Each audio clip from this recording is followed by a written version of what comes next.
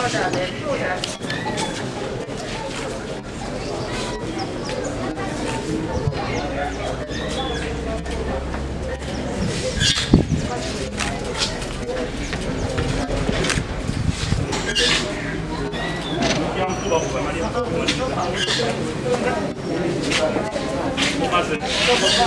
are done?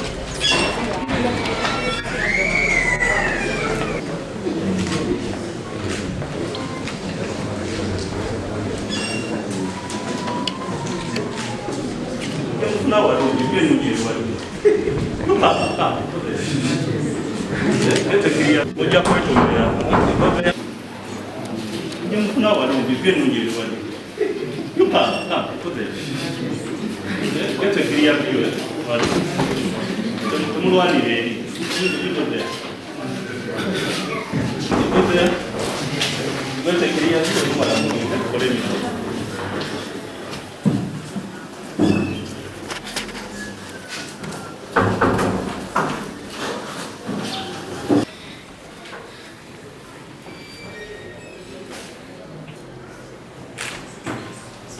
Tomorrow,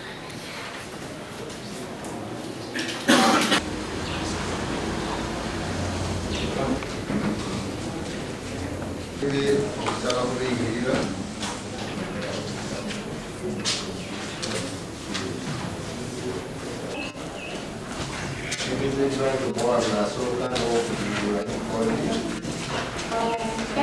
A1 has been produced on a production warrant issued by this court.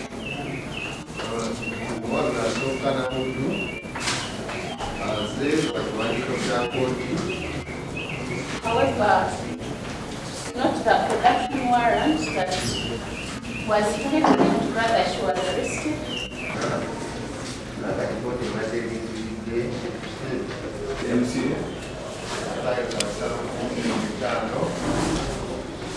And the offenses which are charged against them are available.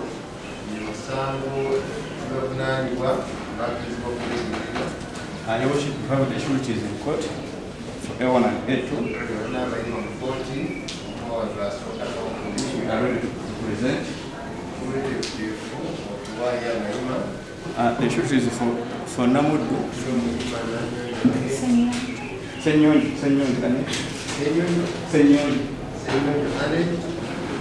Who is a resident, 43 years old. The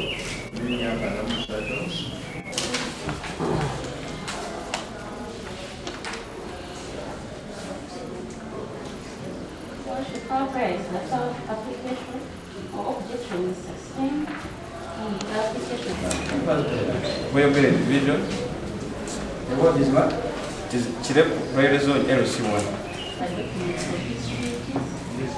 I'm just begging for them.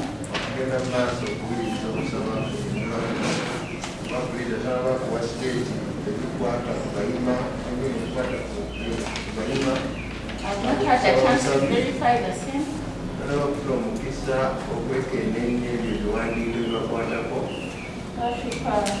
In the interest of justice, the pray this court does not allow trial by ambush.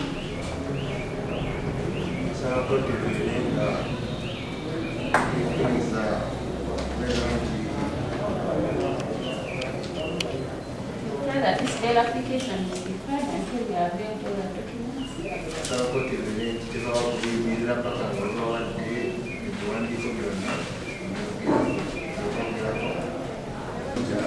Made them to her and they are on a desk before her.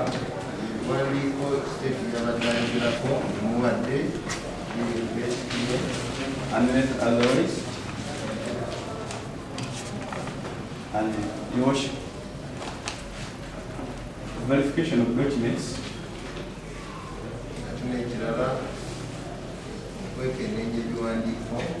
So the duty was of the state.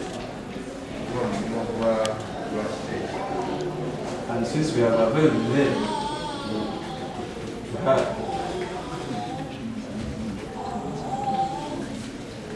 All honesty, I was given only this two documents.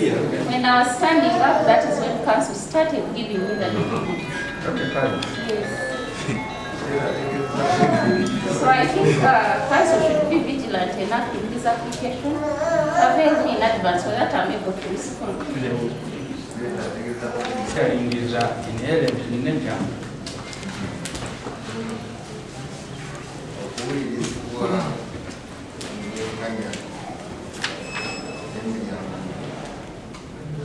And also, Council for the accused also he has admitted that he gave the document to Chief State in court.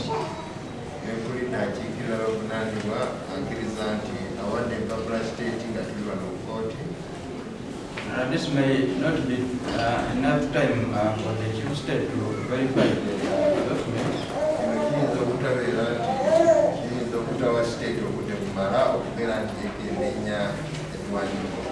The court allows the Chief State's application that the reply to bail application be made on 23rd of February 2022 at 9.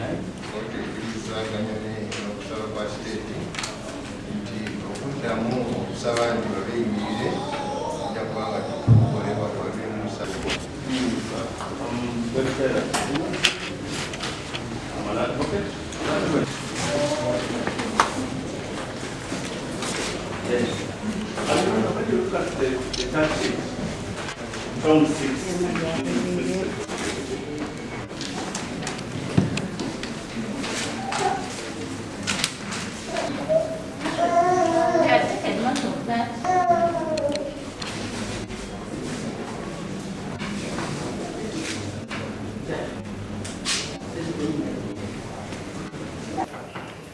The status of F4, which is clearly stated out in the charge sheet, is an advocate of the High Court of Uganda, 9/100 CA 5J.